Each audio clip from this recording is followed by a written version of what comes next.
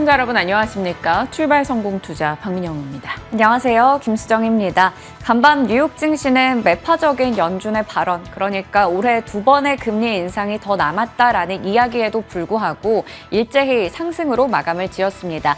3대 지수가 모두 1% 이상 올라간 건데요. 그 가운데서도 애플과 마이크로소프트의 독주가 굉장히 눈에 띄었죠. 일제히 사상 최고가를 경신했고 애플은 어느덧 시총 3조 달러를 앞두고 있는 상황입니다. 올해 마이크로소프트와 메타를 좀 달리 보게 되는 한 해인 것 같아요. 네. 마이크로소프트의 이제 오픈 AI와 손잡은 챗 GPT로 인해 촉발된 AI가 전반의 시장을 끌어올리는 흐름 나오고 있습니다. 다만 오늘 장은 미국에서 반도체 쪽에 차익 실현 물량이 좀 있었고요. 어제 국내 장과 오늘 미국 장의 조화로운 흐름 속에서 어떻게 우리 장이 연결 받아갈 것인가 궁금해지는 시점입니다. 자, 어제 장 내용부터 복귀해 보시죠. 어제는 코스피, 코스닥 출발할 때만 해도 모두 다 분위기가 그리 좋진 않았습니다. FOMC 종료 이후 방향성이 좀 없었던 시장 흐름이 전개됐고요. 중국의 실물 경제 지표가 우려했던 대로 좋지 못했습니다. 그러면서 국내에서 석유화학이나 중국 소비주들의 낙폭이 조금 크게 나왔고요. 외국인과 기관의 동반 매도로 대형주가 다소 부진했죠. 이 영향에 코스피는 어제 0.4% 떨어졌습니다. 그런데 중국의 경기 부양책에 대한 기대감이 강하게 나왔고요. 또 2차 전지 쪽에 그 전날 하락에 대한 일부 되돌림 반등이 나왔습니다. 그러면서 낙폭을 좀 줄였죠. 코스닥은 상승으로 돌린 채 0.7% 오르며 거래를 마쳤습니다. 하지만 전반적으로 시장 자체가 조금 매도 우위의 느낌으로 하락하는 섹터도 정말 많았던 하루였습니다. 금리 두 번 올릴 수 있다라는 점도표 부담일까요? 금리 부담에 미디어 앤 헬스케어와 같은 성장주 쪽의 탄력이 좀 떨어졌고요. 카카오 그룹주로 대표되는 성장 업체죠. 이 카카오 그룹주가 구조조정 확산에 대한 우려감이 언론 보도로 나오면서 카카오 그룹주 전반이 2에서 3% 정도 하락으로 거래를 마쳤습니다. 괜찮았던 쪽은 반도체 멱살잡이였다라고 볼 수 있겠는데요. 어제 이제 반도체 쪽에 장비 매출이 증가하고 있다라는 소식을 전해드렸었는데 반도체 장비주들 강세 흐름 확인이 됐고요. 조선주도 어제장 또 추가 강세를 보였습니다. 원유 수요가 그래도 한동안은 꾸준히 늘어날 것이라는 기대감이 등장했고 그로 인한 조선 발주 증가 이야기가 나온 거죠. 그리고 PCB 기판 쪽에서도 2차 전지, 재건, 그리고 드론 관련 종목들이 강세였습니다. 천일염도 또다시 올라갔는데 어제 장 마감 이후 시간 외에서는 인상가가 하한가 가까이 떨어졌기 때문에 변동에 주의하시길 바랍니다. 자, 그 밖으로는 중국 데이터 좀 살펴봐야겠죠. 중국의 지표가 모두 다 4월 대비 나빠졌습니다. 5월 데이터들이. 산업 생산 모두 4월 대비 떨어졌고요. 고정자산 투자, 부동산 개발 투자, 소매 판매 모두 악화됐죠. 도시조사 실업률을 봤더니 실업률은 또 그 4월과 비슷한 수준이거나 청년 실업률은 더 올라가는 흐름이 나왔습니다. 중국의 경제 동력이 꺾이고 있다는 것을 실물 지표로 명확하게 확인할 수 있었던 어제이죠. 그런데 이런 데이터가 나오고 나서 중국장으로 외국인의 수급이 쏠리기 시작합니다. 이 말은즉슨 경기 부양책이 그만큼 절실해지고 있다는 것에 공감을 한 거죠. 중국의 부양 기대감 계속해서 나오고 있죠. 이거 6월 14일부터 이제 정리해서 전해드리고 있는데 중국의 인민은행 단기정책 영래포 금리 인하 소식이 있었고 그리고 나서 어제 인민은행 LF 금리 10bp 인하 소식이 있었습니다. 이제 이런 수순으로 가게 된다면 이제 블룸버그와 월스트리트 저널 등이 예고하듯이 중국에서 대규모 부양 패키지를 내놓을 것이고 그 안에 기준금리 인하가 들어갈 것이다라고 기대하고 있습니다. 그러니까 결국 부동산 경기를 살려볼 만한 정책 등이 쏟아질 것이고 소비 진작 정책도 같이 나올 것이다. 이 강력한 기대감이 그나마 중국장의 외국인 수급을 이끌어내고 있습니다. 만약 그렇게 된다면 우리 역시나 같이 모멘텀을 받는 부분들 등장할 겁니다. 염두에 두고 지켜보죠. 자, 밤사이 뉴욕장입니다. 출발할 때만 해도 그렇게 분위기가 좋지 못했는데 전약 흑강으로 상승 흐름을 보였습니다. 다우와 나스닥, S&P 500 모두 다 1% 이상 올랐어요. 출발할 때 분위기가 좋지 않았던 것은 ECB 측에서 25bp 금리를 인상했다라는 소식이 들려왔습니다. 예상했던 거지만 8회 연속해서 올렸고 ECB는 추가 인상 가능성을 시사했죠. 아직 종착 지점 아니다라는 점을 재차 강조했습니다. 긴축에 대한 부담을 조금 자극하는 내용이었기 때문에 출발할 때는 조금 분위기가 좋지 못했죠. 자, 이 ECB의 금리 인상 소식에 유로화 강세 속에 달러 인덱스 하락했고요. 유가는 중국의 강력한 부양에 대한 기대감으로 인해서 원유 수요가 늘어날 것이다라는 모멘텀 속에 상승했습니다. 자, 발표된 데이터 등을 보셔야 될 텐데요. 미국 경제가 여전히 강한가라고 생각되게 하는 데이터도 있었고 그렇지 못하다라는 내용도 같이 섞여 있었습니다. 소매 판매는 예상 밖의 증가를 기록했어요. 임금 상승 덕분에 지출이 탄력적으로 유지된다. 결국 이 임금 상승은 고용이 또 탄탄하다라는 것에 대한 자극을 불러일으킬 수는 있었죠. 뉴욕 엠파이어 제조업 지수도 예상보다 훨씬 좋아졌습니다. 뉴욕의 신규 주문과 출하 지수가 올라갔고 뉴욕 쪽의 물가 지수는 떨어졌습니다. 여기까지만 해도 미국 경제의 긍정적인 탄탄함을 보여주는 내용이라면 반면에 필라델피아 제조업 지수와 산업 생산은 조금 떨어졌고요. 신규 실업수당 청구 건수는 또 증가세를 나타냈습니다. 그래서 조금 혼재됐던 것 같아요. 미국 경제가 탄탄하다라고 보면서 긍정의 시각을 쓰기도 했고 또 신규 실업수당 청구 건수가 올라갔네. 고용, 연준이 어제 제롬 파월 연준 의장이 그렇게 고용 걱정했는데 고용이 좀 잡히려나 봐. 이런 쪽의 기대감도 같이 등장했습니다. 뭐 좋은 뉴스, 나쁜 뉴스 모두 다 좋게 해석하면서 오늘장 3대 지수 모두 올라간 힘을 받았던 거죠. 자, 특징주로 보시면 마이크로소프트 52주 신고가 경신했고요. 새롭게 상장한 지중해식 식당 업체라고 합니다. 카바그룹이 뉴욕 상장 첫날에 무려 99% 폭등을 나타내기도 했습니다. 파이퍼 샌들러를 비롯해서 요즘 월가에서 메타에 대한 긍정적 시각을 계속 내놓고 있거든요. 메타도 오늘 추가적인 상승을 나타냅니다. 델타항공은 무려 15거래일째 올라가고 있습니다. 배당 재개 소식 등 힘을 받는 뉴스가 또 나왔고요. 어도비 같은 경우는 AI 투자 확대 관련한 소식과 가이던스 상향 이슈로 인해서 시간 외에서 실적 내놓고 상승 흐름 기록합니다. AI 관련한 얘기가 나오는 곳의 강세가 계속되고 있습니다. 자, 다만 오늘장에서는 AI의 그동안 강력한 상승의 주축이었던 반도체 쪽은 쉬어가는 모습이 나타났고요.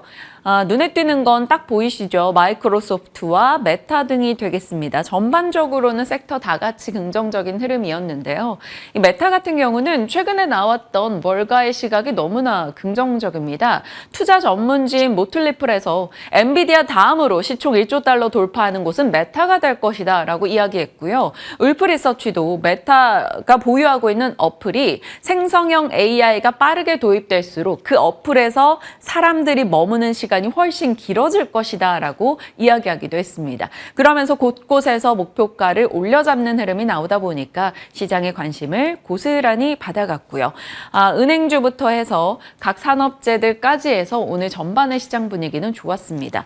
보통 금리 상승이 끝나가는 시기에 성장주와 경기 방어주가 강세를 기록하고 금리 인하 초입기에 들어가는 시기에는 경기 민감주가 강세를 기록합니다. 그런데 지금은 그것이 조금 혼재돼서 전반적으로 상승을 주고받고 있고요. 그나마 조금 더 강하게 도드라지는 쪽은 빅테크, AI 모멘텀을 탑재한 곳이 되겠습니다.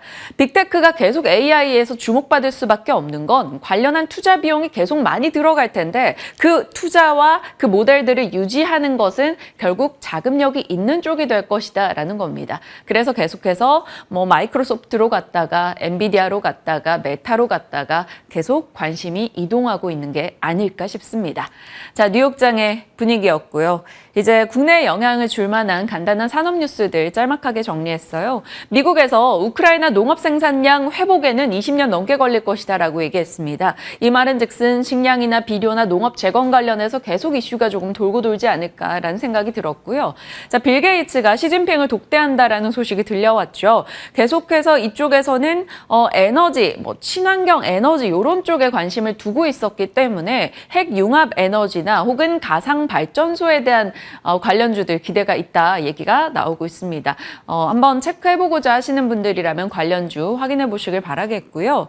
애플의 비전 프로 덕분에 마이크로 OLED가 주목받고 있다라는 이야기, 알고 있던 얘기인데 새삼스럽게 언론 보도가 또 되면서 시장의 관심을 받고 있습니다. 때마침 디스플레이 뉴스들도 많이 나오고 있죠. 삼성과 LG 측에서 올레도스 기술을 지켜야 한다, 중국과 격차를 벌려야 한다라고 이야기하고 있습니다.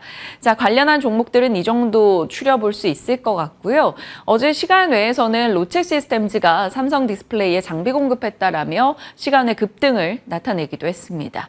어제 시간외에서 가장 좋은 시세를 냈던 건 KG케미칼의 액면 분할 결정으로서 이제 KG그룹주가 동반 강세를 나타내기도 했습니다. 참고 정도로 확인하시길 바랄게요. 자, 요즘에 수급적인 흐름에 따라 종목들의 희비가 참 많이 갈리는데 수급적으로 눈에 띄는 종목이 있다면서요? 네, 원전주 중에서도 두산 에너빌리티 여러 가지 모멘텀 가지고 있거든요. 네. 원전 이외에도 신재생 등등이요. 이 종목이 굉장히 외국인들의 사랑을 받고 있어서 한번 정리해 보려고 합니다. 네, 지금 타이밍에서 원전주에 대한 전략도 세워보고 두산 에너빌리티를 왜 이렇게 외국인들이 사랑하는지 한번 조명해 보려고 하는데요. 먼저 그 차트부터 확인해 보도록 할게요. 외국인의 사랑을 듬뿍 받고 있는 현재입니다. 보시는 것처럼 올해 연초에는 이 원전에 정부에서 내놓고 있는 정책 때문에 많이 올랐다가 또 쉬어가고 있었죠. 원전주들이 다 같이 쉬어가면서 힘이 빠졌었는데 그랬는데 이 두산 에너빌리티 같은 경우에는 뭔가 좀 단독 으로 많이 올라가고 있습니다. 최근 6월 들어서 주가가 정말 많이 올랐어요. 6월 초에 16,000원 정도였던 주가가 6월 15일 어제는 18,000원대까지 올라왔습니다. 일단 6월 들어서만 16%가량의 상승세를 나타내고 있는데요. 올해 들어서 20% 이상 올라갔는데 거의 그 부분에서 대부분이 6월 들어서 올랐다라고 볼 수가 있겠습니다. 일단은 바로 직전 고점 부근까지 지금 올라와 있는 상황이라고 해석할 수 있겠고요. 외국인들의 수급이 이렇게 주가 상승을 이끌었습니다. 외국인들이 연초부터 5월까지는 560억 원어치 정도를 순매수했습니다. 하지만 5월 들어서 800억 원가량을 던졌었는데요. 근데 6월 들어서 지금 한 중순밖에 되지 않았는데 2,446억 원어치 이상을 담고 있는 상황, 최근에 10거래일 연속으로 매수를 하고 있습니다. 여기에 기관의 순매수도 더해지고 있는 상황인데요. 그러니까 6월 들어서만 연초부터 5월까지 매수했던 거 4배 이상을 사들이고 있다라는 부분이 확인이 되고 있습니다. 외국인들이 이렇게 두산 에너빌리티에 집중하는 이유는 하반기부터 원전 수주가 본격적으로 진행이 될 것이다라는 기대감 때문인데요. 1, 4분기 기준으로 수주액을 봤을 때 이미 4조 3천억 원을 넘어서면서 올해 목표액의 절반 정도를 차지한 상황입니다. 그렇기 때문에 이 과거의 수주분들이 반영이 된다면 올해 실적의 성장이 굉장히 가파르게 진행될 거다라는 긍정적인 전망들이 나오고 있는데요.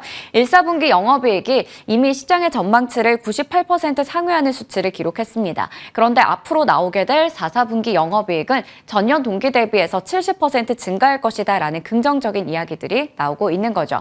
메리츠 증권에서는 연간 수주 목표액 앞서 봤던 이 8조 6천억 원을 달성할 가능성이 더 높아지고 있다라는 얘기를 했습니다. 그래서 현재 구간에서 주목해야 하는 대목은 바로 수주라고 얘기를 했고요. NH투자증권에서도 올해 3, 4분기부터는 이제 폴란드 쪽에 본계약이 시작이 될 예정이고 내년 상반기까지 체코의 우선 협상 대상자 선정이 마무리될 것이라고 보고 있었습니다. 가장 큰 두 가지 이슈를 짚어봤고 또 내년에 대선이 끝나고 나면 튀르키예 쪽, 또 원전 확대를 외치고 있는 영국 쪽을 고려해 봤을 때도 추가적인 원전 수주 가능성, 이런 여러 가지 모멘텀이 풍부하다는 이야기를 내놓고 있었습니다. 그런데 앞서 저희가 5월에도 여러 차례 얘기 드렸지만 하나의 걸림돌이 있습니다. 이 걸림돌 때문에 잘 가던 원전주들이 쉬어가고 있는 건데요. 많이들 알고 계시겠지만 미국의 웨스팅하우스 쪽에서 아무래도 지적재산권 관련해서 소송을 제기했던 부분이 굉장히 크게 원전주의 발목을 잡고 있습니다. 지난 10월에 있었던 거고요. 한국형 원전에 대해서 이거 우리의 기술을 가지고 만든 거다 이런 얘기를 하면서 지적재산권 소송을 걸었었죠. 거기다가 한국의 미국 쪽에서 수출 통제, 국제법 위반이다. 뭐 한국의 폴란드 원전 사업은 안 된다. 이런 여러 가지 언론 플레이까지 진행이 되면서 굉장히 악재로 작용하고 있었는데요. 하지만 이 한수원 측에서도 지금 이건 현재 모델은 완전히 한국의 독자 개발이다. 그리고 미국의 수출 통제 대상이 아니다라고 강력하게 밝힌 바 있고요. 최근에는 또 지금 합의를 통해서 원만하게 진행이 될 것이다라는 기대감도 나오고 있습니다. 이 합의가 최대한 빨리 진행이 될 수 있다라는 이야기가 나오고 있기 때문에 어느 정도 이 악재는 해소될 것이다라는 이야기를 증권가에서 내놓고 있었습니다. 그러니까 상승분을 그동안 좀 대부분 반납했지만 합의에 대한 기대감이 있기 때문에 이게 만약에 정말 해소가 된다면 앞으로 남은 악재는 없고 상승 여력만 풍부하다라는 게 증권가의 입장이었습니다. 네, 올여름에 전력 공급이 역대 최고를 기록할 것이다라는 얘기가 나오는데요. 그만큼 올여름은 예년보다 훨씬 더 더울 것으로 전망이 되고 있기 때문입니다. 이미 우리는 너무나 더운 시절을 지금 보내고 있는 상황이잖아요. 그래서 여름에 전력 최대 수요 꾸준히 늘어나고 있습니다. 2020년, 2021년, 2022년, 올해까지요. 이런 상황에서 이제 빠르게 공급을 좀 채워줘야 되는데 그게 지금 원전 확대 효과를 더 불러일으키고 있다라는 부분이 되겠습니다. 어제 산업부에서 여름철 전력 수급 전망 및 대책을 발표했는데요. 올여름 전력 수급의 대책 기간은 일단 일주일 정도 더 빨리 시행이 된다고 합니다. 6월 26일부터 9월 15일까지 진행이 되고요. 최대 공급되는 부분이 아무래도 106.4기가와트, 지난해보다 거의 7기가와트 정도 더 높은 수치라고 하고 역대 최대라고 합니다. 그렇기 때문에 올여름에 아무리 더워도 뭐 예년보다 더 지금 전력이 필요하게 되더라도 일단 그 피크아웃의 순간에서도 정점에서도 최대 공급을 할 수 있다, 우려할 필요가 없다라는 이야기가 나오고 있는 거죠. 일단 지난해부터 이미 겨울부터 신한울 원전 1호기가 가동이 됐고 일부 다른 원전들도 차츰차츰 여름부터 가동이 될 예정이기 때문에 지난해보다는 확실히 지금 전력의 공급 능력이 크다라는 부분도 확인할 수 있겠습니다. 결국 이런 부분들은 원전에게 있어서는 좀 긍정적인 생태계를 조성해 줄 수가 있겠죠. 원전주의 올해 흐름은 어땠을까요? 앞서 얘기 드렸듯이 올해 정말 이 원전에 대한 정책 때문에 기대감에 많이 올랐었는데 좀 쉬어가고 있는 상황입니다. 그래도 일부 종목들을 보면 6월 들어서 조금이지만 오른 종목들도 있고요. 뭐 피코그램이라던가 두산에너빌리티, 오르비텍 등등은 20% 내외의 상승세를 나타내기도 했습니다. 그렇다면 관련주 중에서 직접적인 수혜가 예상이 된다던가 여러 가지 부분에서 모멘텀이 풍부한 쪽을 보는 것도 괜찮을 것 같은데요. 아무래도 그중에서 우리가 집중할 수 있는 건 두산에너빌리티가 될 것 같습니다. 한국해상그리드산업협회가 출범했는데 이게 해상 전력망 관련된 여러 가지 부분에서 국내 기자재 산업을 보호하고 중소부품사의 안정적인 성장을 지원하는 그런 목표를 가지고 있는 거거든요. LS전선부터 해서 두산에너빌리티, 효성중공업 등등 주요 전력 기자재 업체 20곳 정도가 참여를 한 상황입니다. 이런 부분에 있어서도 아무래도 두산에너빌리티가 원전 이외에도 뭐 풍력이라던가 신재생 쪽 그리고 해수 담수화 등등 여러 부분에서 모멘텀을 갖고 있기 때문에 이것도 하나의 상승 요인에 추가해 볼 수 있지 않을까라는 생각이 드는데요. 이 부분까지 한번 여쭤보도록 하겠습니다. 두산에너빌리티가 앞으로 상승 여력이 남아 있는지 거의 직전 고점 부근이기 때문에 어디까지 더 올라갈 수 있는지와 함께 원전주에 대한 전략까지 챙겨보도록 하겠습니다. 원전에 대해서 제발 좀 가라라고 네. 외치시는 분들이 너무나 많아요. 그래서 좀 가질 수 있길 바라보면서 관련해서 전략 챙겨가겠습니다. 자, 반도체 쪽 이야기 이어가도록 할게요. 워낙 많은 분야가 있기 때문에 반도체 내용은 그때그때 뭐 상황에 맞춰서 따로 떼어 정리를 하고 있는데요.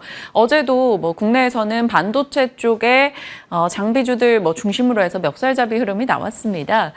어제 반도체 장비가 1분기에 매출 증가했다라는 소식과 함께 앞으로 2026년까지 했을 때 지금보다 반도체 장비 수요가 60% 정도 늘어날 수 있다라는 이야기가 나왔습니다. 그러면서 세계 반도체 장비사들 전반적으로 어제는 좀 기대감을 받았고요. 현대차증권에서도 4분기 반도체 사이클 개선에 대한 목소리를 다시 한번 높였죠. 그리고 시장은 지금 엔비디아와 HBM, 그러니까 엔비디아 GPU와 SK 하이닉스, HBM의 콜라보에 대한 관심도가 그 어느 때보다 높습니다. 그리고 AI 반도체 수요가 늘고 있고 그로 인한 가격 반등 기대감, 결국 P와 Q가 같이 올라갈 수 있다라는 기대감이 작용하고 있죠. 어제 삼성전자는 상승에 동참하지 못했습니다만 대다수의 반도체 쪽 종목들의 강세 움직임 도드라지게 나타났습니다. 이래서 어제 지수가 낙폭을 조금 줄이고 버텨낼 수 있었지 않았나라는 생각이 들어요.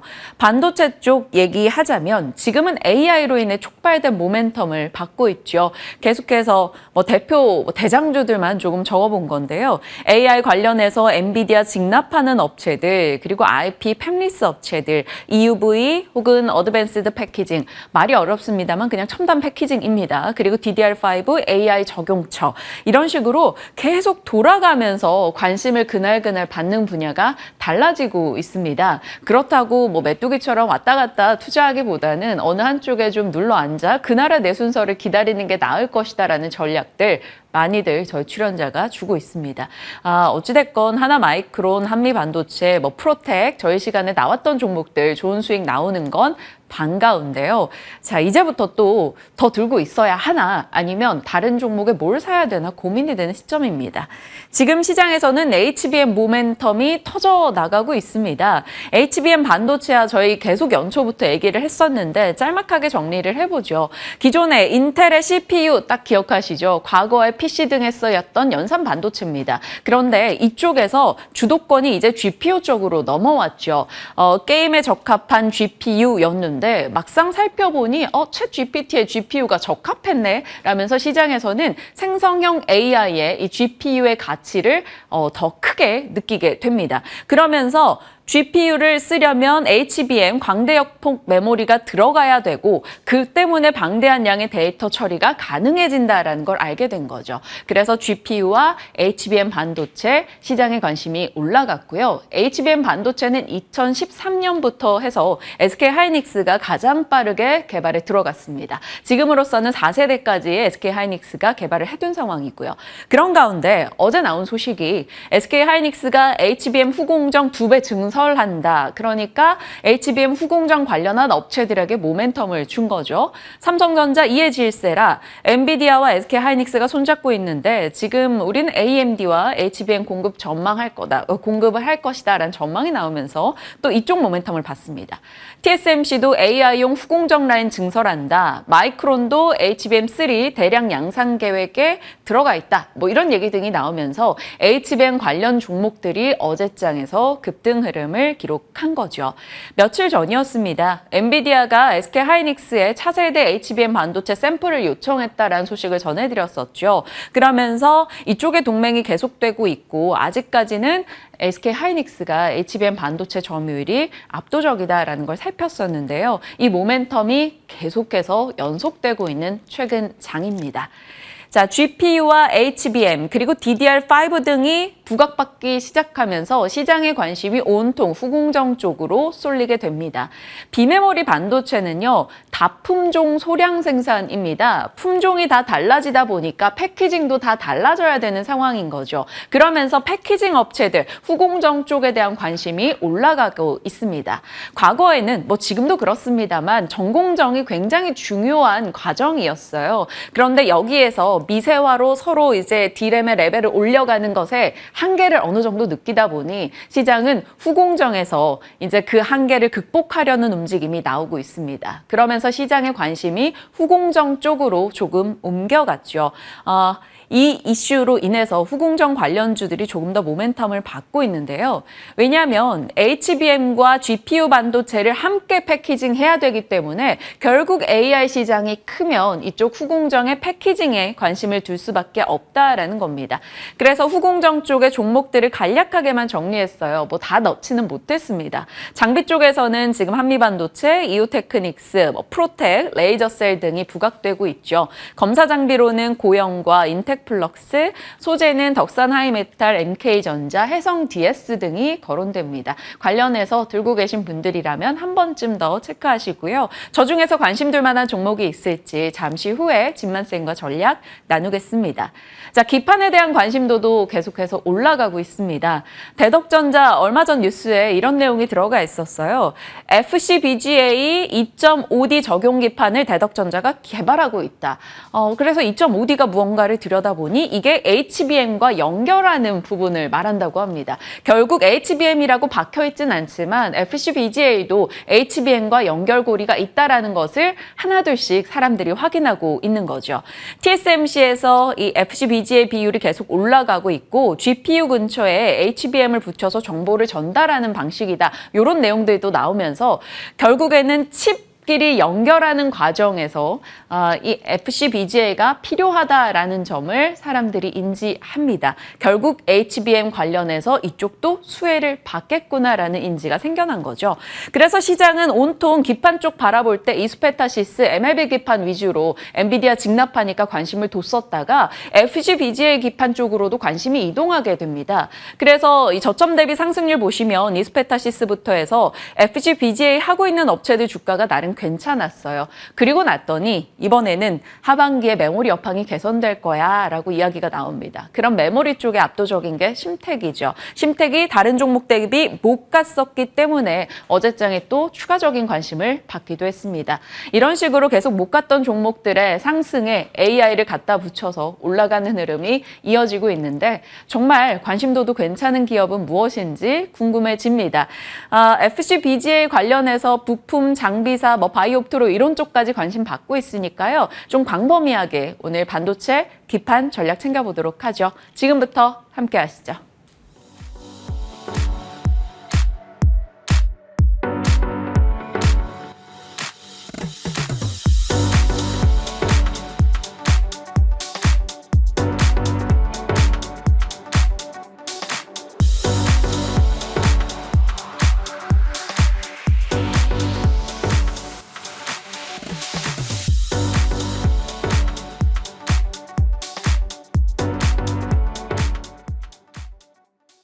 시장에 대한 전략 챙겨보도록 하겠습니다. 진만쌤과 함께합니다. 어서 오세요. 네, 안녕하세요. 네, 어제 FMC 끝나고 너무 걱정도 하지 마라 라고 말씀해 주셨는데 일단 국내장은 살짝 변동이 있었다가 그래도 낙폭을 좀 줄였고요. 미국장은 분위기가 꽤 좋았습니다. 한 주 마무리하는 금요일 주말 앞두고 어떤 전략 챙겨야 되는지 시장 정리 한 번 더 해주세요. 네, 어제는 시초에 했다가 해로 마무리를 했습니다. 이제 괜찮았다가 나빴다가 그래도 버텼네 정도로 조금 이제 마무리가 될 것 같은데 아무래도 기대가 조금 컸었습니다. 이제 뭐 직전에 나왔었던 그런 2차 전지 관련된 모멘텀이 개장 전에 조금 이제 긍정적인 모멘텀으로 작용하다가 이제 뭐 중간에 또 뭐 애널리스트의 그런 이제 뭐 사실관계 여부의 확인 나오면서 좀 이제 좀 차익 실현 매물이 강하게 출회를 하는 모습을 보여주면서 좀 시장이 혼조쓰였는데 일단은 주도주는 여전히 반도체였습니다. 반도체들이 장비도 그렇고 전반적으로 다 긍정적인 모멘텀을 보여주었는데 아무래도 이제 뭐 사실 사이클 산업이다 보니까 뭐 1년 정도 한 1년 반 정도 땡겨서 이런 부분들이 반영이 될 수도 있던 부분들도 있고요. 지금 이제 사실 엔비디아발 반도체 모멘텀도 충분히 있지만 삼성전자발 국내 업체들의 장비 수주 모멘텀도 충분히 가지고 있었기 때문에 이번에 상승이 단순히 그냥 기대감으로만 진행되는 건 아니다라는 말씀을 먼저 드리면 좋을 것 같고요. 그만큼 제조업 기반의 성장세는 하락이 나왔었을 때 지지 라인이 좀 명확하다라는 점에서 이전의 상승과는 조금 다르다라는 점을 강조를 좀 드리고 있습니다. 그래서 2차 전지 쪽도 마찬가지로 어제 살짝 혼조세가 좀 있었습니다. 뭐 사실 에코프로 그룹주들의 상승은 반갑긴 하지만 이들의 수급이 또 너무 과도하게 몰리는 것 또한 경계할 필요는 충분히 있고요. 그래서 어제 같은 경우에는 2차 전지는 좀 개별주 모멘텀이 좀 강했다라는 말씀, 반도체는 전반적으로 강했으나 이 앞으로 추가적인 상승 또한 가능하다라는 말로 좀 먼저 대변을 좀 드리면 좋을 것 같고요.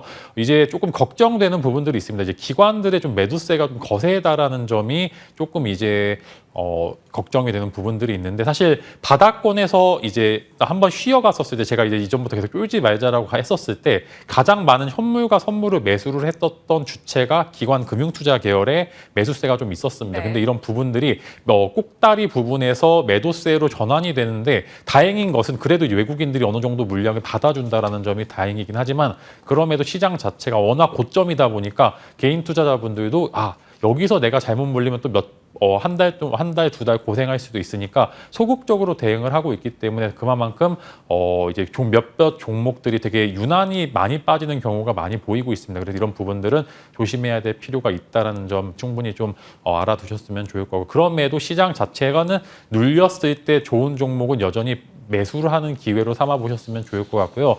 제가 저번 달부터 좀 걱정했었는데 미국 채권 발행이 좀 시작이 됐는데 이제 파월 의장이 어제 좀 다시 이제 인터뷰 내용을 좀 정리를 해보니까 주식 유동성을 좀 빼는 게 아니라 다른 쪽에서 유동성을 다시 공급을 하겠다라고 이야기를 하는 부분들이 있기 때문에 그 악재는 어느 정도 해소가 되는 부분들이 네. 있고 이번 상승이 어느 정도 이유가 있기 때문에 걱정하지 말고 밀렸을 때는 매수로 대응을 하시고요. 다만 현금 비중을 어느 정도 가지고 있어야지만 이런 하락이나 조정이 나왔었을 때 좋은 종목을 살 수 있을 만한 기회로 삼으실 수 있기 때문에 어느 정도 비중 축소는 필요하다.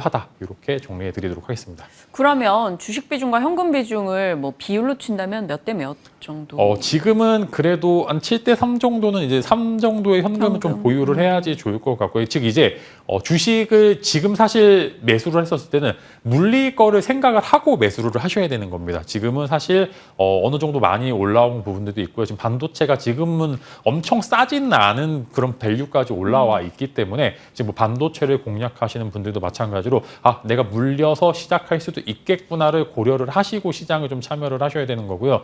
다만 그럼에도 추가 매수할 수 있을 만한 여력이 존재를 해야지만 물렸음에도 좋은 종목을 꾸준히 모아갈 수 있다라는 점 단기와 이제 완전 트레이딩 하시는 분들과 어느 정도 이제 일주일 혹은 2주일 정도 보고 하시는 종목들을 좀 별도로 분리를 해서 지금은 딱 이제 바닥권에 있는 종목들은 모아가기 좋은 거고요. 이제 올라가고 있었던 종목들은 비중을 조금씩 줄였다가 나중에 또 조정 나왔을 때 이제 그런 부분들을 교체를 하시는 전략을 사용하셔야지만 지금은 수익률을 극대화하는 전략보다는 승률을 극대화할 수 있는 전략으로 바꾸셔야지만 시장에서 좀 생존할 수 있지 않을까 싶습니다. 네, 알겠습니다. 주도주와 트레이딩할 종목들을 좀 적절히 비중 섞되 주식 비중은 7 이상 넘어가지 않게 현금 비중 3 정도를 확보하는 그 흐름을 이어가보자 전략 챙겨봤습니다.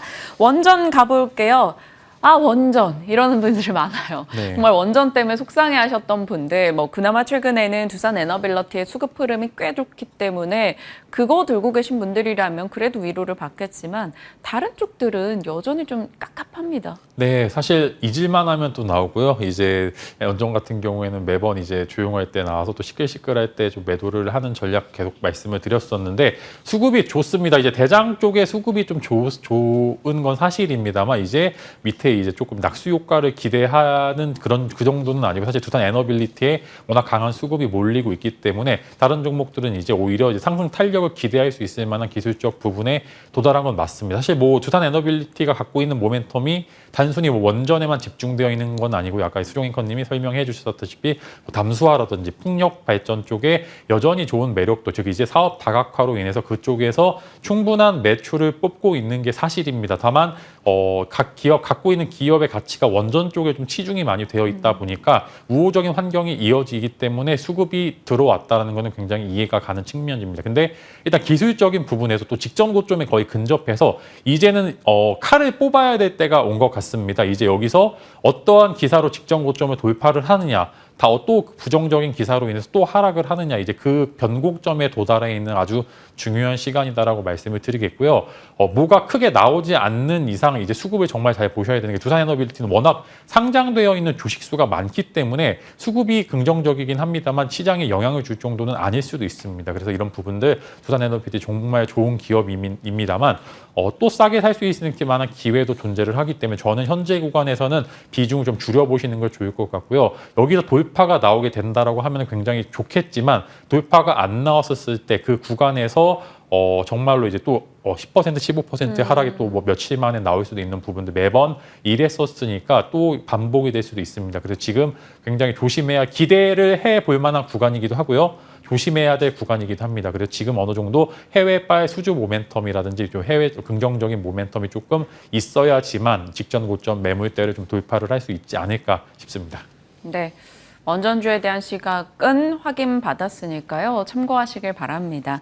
자, AI 반도체 관련한 얘기 이어가 볼게요. 오늘 새벽 마감한 뉴욕장에서는 또 반도체 쪽이 하락하긴 했습니다만 계속해서 시장은 이슈를 받고 있습니다. 엔비디아와 SK하이닉스, GPU와 HBM. 그러니까 엔비디아 직납 업체도 올라가고요. HBM 관련주도 올라갑니다. 본딩 장비 업체들 혹은 뭐 SK하이닉스가 외주 주는 업체들, SK하이닉스에 납품하는 업체들 줄줄이 올라가니까 뭘 골라야 되는지 모르겠어요. 네, 선순환입니다. 또 하이닉스랑 삼성전자 또 쉬어갈 때 낙수 효과를 받는다는 점, 시장이 여전히 강하다라는 점을 먼저 말씀을 드리고 싶고요. 반도체는 워낙 한국에 수많은 기업들이 있기 때문에 테마성 이슈로 올라가는 종목도 있고요. 실제로 워낙 좋은 종목인데 사이클 산업이다 보니까 밀렸다가 다시 올라오는 기업들도 있고 굉장히 좀 수두룩합니다. 근데 어제 같은 경우에 장비 쪽, 부품 쪽 워낙 좀 좋았고요. 지금은 사실 원래는 소재 쪽이 가장 각광받았었는데 지금은 소재보다는 이제 부품이나 장비 쪽으로 어제 좀 유난히 좀 강했다라는 말씀을 드릴 수 있을 것 같고요. 아까 코멘트 드렸다시피 AI, 이제 엔비디아 혹은 이제 AMD발 호재도 존재를 하는 게 맞고요. 이제 미국 쪽에서 삼성전자가 삽을 푸고 이제 또 관련해서 장비주들 또한 평택이나 이제 미국 쪽으로도 충분히 들어갈 수 있을 만한 그런 기대감이 존재를 하고 있기 때문에 이런 지금 상승이 이유가 충분히 타당하다라는 점 계속 강조를 좀 드리겠고요. 조금 복잡하기도 합니다. 사실 워낙 많은 종목이 있다 보니까 충분히 그 안에서 소외받는 종목들도 존재를 하고요. 반대로 또 주도주가 됨으로써 의외에 또 강한 시세가 나오는 종목들도 많이 나오고 있습니다. 그래서 사실 어떤 종목을 선택해야 될지 굉장히 어려운 상황이기도 합니다만 저는 일단은 복잡할 때는 가장 기본으로 돌아가서 종목을 봐야 된다라고 생각을 좀 하고 있고요. 네. 만약에 이 안에서 가장 좋은 종목이 무엇냐는 질문에 저는 여전히 일단 AI 쪽 훈풍으로는 이제 이스페타시스가 지금 또 많이 오르긴 했습니다만 너무 많이 올랐어요. 여전히 저는 가장 매력적인 기업 중에 하나다라고 좀 말씀을 드릴 수밖에 없는 게 증설을 지금 이제 연내 몇 번씩 지금 계속적으로 한 부분들이 있고요. 이 증설에 대해서 24년도, 25년도에 실적을 땡겨오게 된다라고 하면은 지금 시가총액 자체 많이 오르긴 했습니다. 정말로 많이 올랐고요. 저도 사실 손도 못댄 그런 종목이긴 합니다만 진만 쌤이 저희 방송에선 얘기해 주셨어요. 5월 4일 유망주가 이스페타시스였고 107% 수익인데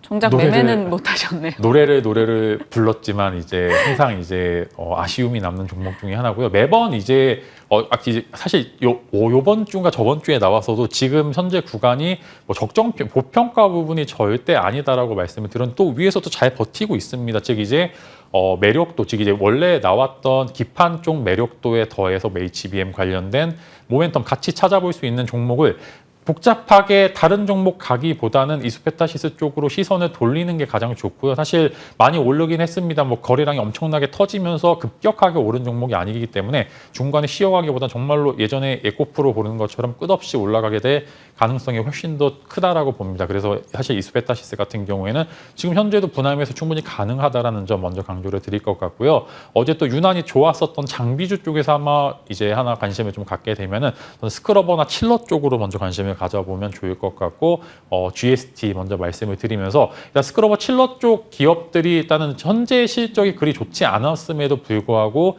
GST 같은 경우 실적 방어가 굉장히 잘 되고 있습니다. 그만큼 실적이 턴하기 장비주 쪽에 실적이 턴하기 시작하는 순간 가장 먼저 1등 주자가 될 가능성이 훨씬 더 크다는 말씀 드리면서 반도체 어려울 때는 돌아 가지 말고 가장 잘 오르는 기업들 위주로 컨택하자라는 전략과 함께 AI 쪽에서는 이스페타시스, 그다음에 장비주 쪽에서는 GST 말씀을 드리면서 두 종목 한번 관심 가져보시면 좋을 것 같습니다. 기본으로 본다면 본딩 장비 쪽인 한미반도체 프로텍도 괜찮잖아요. 프로텍이야 이번 주인가 이 종목으로 얘기도 주셨고요. 네, 화요일 날 코멘트 하나 드린 적이 있었었는데 사실 많죠. DDR5도 있고 그러니까요. 후공정도 있고 사실 지금 또 하나씩 물어볼까 봐 좀 걱정되긴 하는데요. 여기까지만 물어볼게요. 네, 알겠습니다. 네. 한미반도체랑 프로텍은 그러면 여전히 끌고 가요? 다 좋을 겁니다. 다 좋을 것으로 생각이 되는데 이제 가장 기본의 돈이 가장 많이 몰리는 쪽에 간다라고 하면 여전히 이수베타시스가 사기는 가장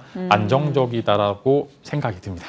좋습니다. 많이 올랐으나 이미 말씀 주셨고 100% 이상의 수익이 났음에도 그래도 이스페타시스 일단은 더 끌고 가보자 이렇게 정리가 될 것 같습니다. HBM 관련한 모멘텀 굉장히 많으니까요. 꼭 공부하시고 또 투자하시길 바랍니다. 자, 진마스픽입니다. 이녹스 그룹주 우리도 눈여겨보세요. 이녹스 첨단 소재, 이녹스 이쪽 되겠나요? 네, 요즘 그룹주들이 같이 으쌰으쌰하는 경우가 덩어리로, 되게 네. 많더라고요. 이제 사실 이수 스페셜티 포스코. 케미칼이죠. 살짝 제가 매번 이제 말할 때마다 좀 어려워서 말 실수할 것 같은데 일단 이수 그룹주들도 굉장히 또 괜찮고요. 요즘에 그룹주들이 이제 재평가 구간에 들어가면 최근에 두산도 관련된 두산 로보틱스 관련해서 그룹주들의 재평가가 필요하다 이런 기사들이 많이 나오면서 이제 그룹주들이 워낙 이제 신사업 부분들 많이 나오고 있고 그런 여러 모멘텀들이 많다 보니까 이제 그런 그룹핑 이제 같이 올라가는 그런 모습들 보여줄 때가 많은데 저는 이녹스 그룹주들도 굉장히 매력적이다라고 먼저 말씀을 드리겠습니다. 주요 이제 상장 이제 기업들을 보시게 되면은 이제 모회사인 이녹스와 이녹스 첨단 소재 최근에 인수한 알톤 스포츠까지 세 종목 이제 관심을 가져보시면 좋을 것 같은데 이제 최근에 리튬 관련된 사업 또 진출을 좀 했고요. 워낙 이제 OLED 쪽 관련돼서 좋은 모멘텀, 그 다음에 2차 전지 소재 쪽으로도 모멘텀이 굉장히 좋은데 현금 보유량이 많다라는 점에서 다른 종목들과 조금 차별된 부분들이 좀 있고요. 현금 보유량이 많다라는 거는 신사업 부분들이 진출할 때 유상증자라든지 기타 여러 가지 주주의 가치를 훼손할 만한 그런 액션들이 나오기 쉽지 않다라는 점 먼저 말씀을 드리겠고요. 최근에 신사업 분야 많이 진출했고 2차 전지 소재 쪽으로도 워낙 지금 많이 진출을 했기 때문에 저는 이제 이녹스 그룹주들이 OLED빨 순풍, 2차 전지빨 소재 순풍 같이 해서 저는 현재 구간에서 굉장히 매력적이다라고 말씀을 드리면서 사실 어떤 종목 사실 알톤 스포츠는 워낙 가벼운 종목이다 보니까 네. 조금 걱정이 되지만 이녹스 모회사인 이녹스와 그다음에 메인 기업인 이녹스 첨단 소재 같은 경우 현재 구간에서 두려워할 필요는 없다라는 말씀과 함께 신규 매수 여전히 가능하기 때문에 관심 가져보시면 좋은 결과로 나오지 않을까 싶습니다. 네, 좋습니다. 이녹스 그룹주도 좀 바라보자라고 정리해 주셨네요. 워낙 그룹사 전반으로 관심받는 케이스들이 많다 보니까 이렇게 엮어서 한번 얘기해 주신 것 같아요. 시장에 대한 이야기들 다뤄봤습니다. 진만쌤과 함께했습니다. 고맙습니다.